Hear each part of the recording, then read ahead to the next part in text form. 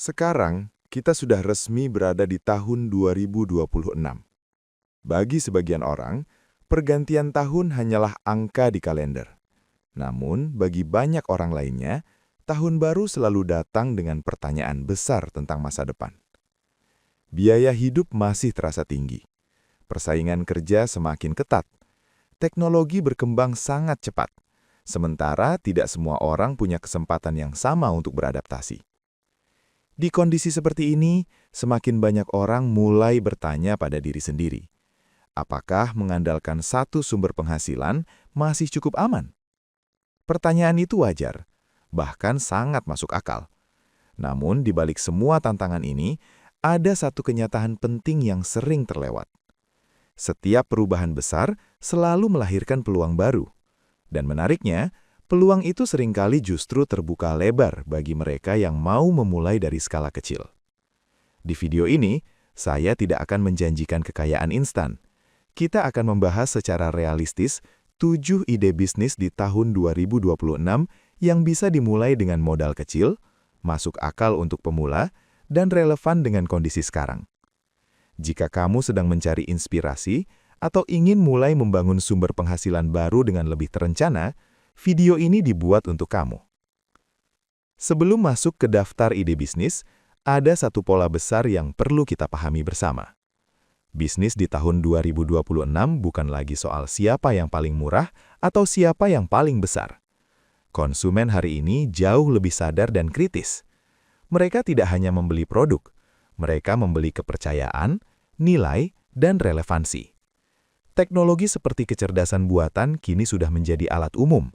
Artinya, keunggulan tidak lagi terletak pada alat, melainkan pada cara menggunakannya. Bisnis yang bertahan di tahun 2026 adalah bisnis yang mampu menyelesaikan masalah nyata, melayani pasar yang jelas, dan dibangun secara konsisten. Dengan pola pikir itu, mari kita masuk ke ide bisnis pertama. Ide bisnis pertama adalah produk digital dengan niche yang sangat spesifik. Produk digital sebenarnya bukan hal baru, namun banyak orang gagal karena membuat produk yang terlalu umum dan tidak benar-benar menjawab kebutuhan tertentu. Di tahun 2026, orang tidak lagi mencari informasi yang luas dan abstrak. Mereka mencari solusi yang relevan dengan kondisi mereka sendiri. Contohnya bisa berupa panduan praktis usaha rumahan di kota kecil, template pencatatan keuangan untuk UMKM pemula, modul keterampilan untuk profesi tertentu, atau kelas online dengan topik yang sangat fokus. Keunggulan produk digital terletak pada skalabilitas. Sekali dibuat, produk tersebut bisa dijual berulang kali tanpa harus memproduksi ulang. Modal utamanya bukan uang, melainkan pengalaman dan pengetahuan. Jika kamu pernah bekerja di bidang tertentu, pernah menjalankan usaha, atau bahkan pernah gagal dan belajar dari kegagalan itu, semua pengalaman tersebut bisa menjadi aset digital yang bernilai. Ide bisnis kedua datang dari kebutuhan paling dasar manusia, yaitu makanan. Namun di tahun 2026, makan bukan hanya soal kenyang. Orang semakin sadar pentingnya kesehatan, tetapi di saat yang sama hidup mereka semakin sibuk. Kondisi ini menciptakan permintaan besar terhadap makanan sehat yang praktis dan mudah diakses.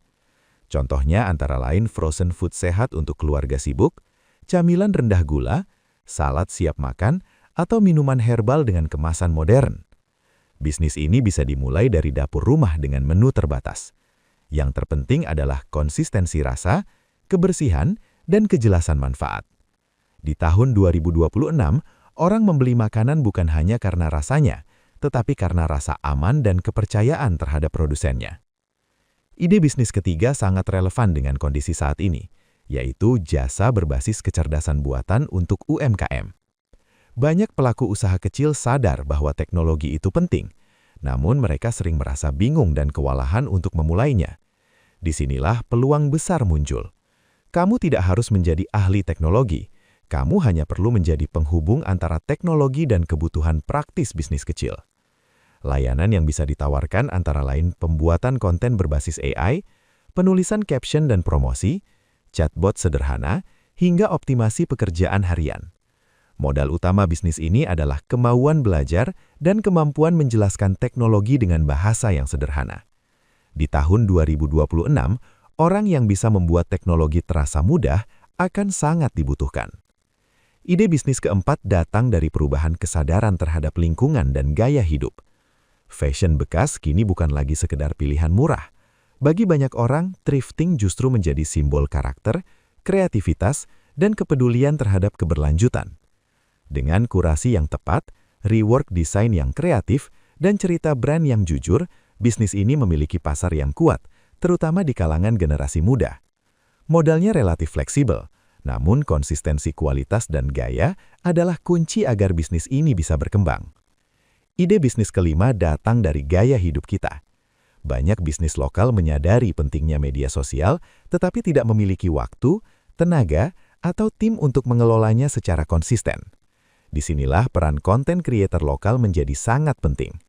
Dengan peralatan sederhana seperti ponsel, kemampuan storytelling, dan konsistensi, kamu bisa membantu bisnis kecil tampil lebih menarik dan dipercaya.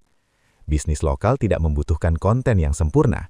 Mereka membutuhkan konten yang jujur, rutin, dan relevan dengan pelanggan mereka.